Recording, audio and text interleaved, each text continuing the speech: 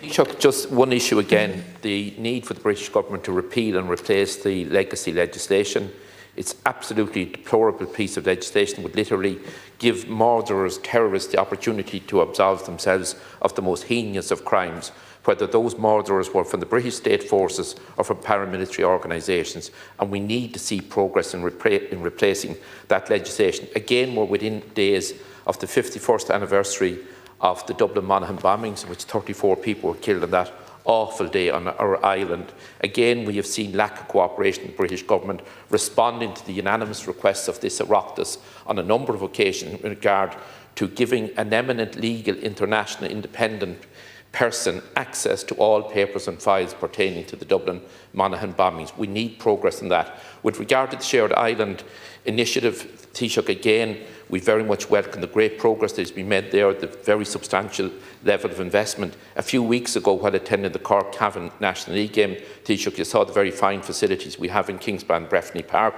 You're also aware of the plans we have for a regional sports complex. And in that context, I think we should have a stream in regard to sports funding on an all-Ireland basis as well, through the Shared Island Fund, where you could have sister complexes, both north and south. Thank you, Alaskan Corla.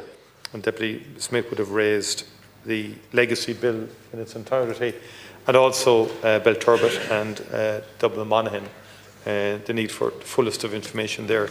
And all of that then is encapsulated by the legacy review of the legacy bill itself. And the first thing I would say in the context of reset of relationships, this British government has moved very significantly on the legacy bill.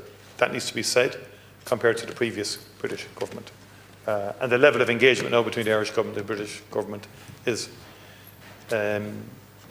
significantly upscaled and of a different order compared to the level of engagement with the previous government. So I just want to make those points. And in respect of the case, that case is still with the European Court, although the key areas that we had pursued or rested the case on, immunity has now been dealt with, and the banning of civil cases has now been dealt with as well.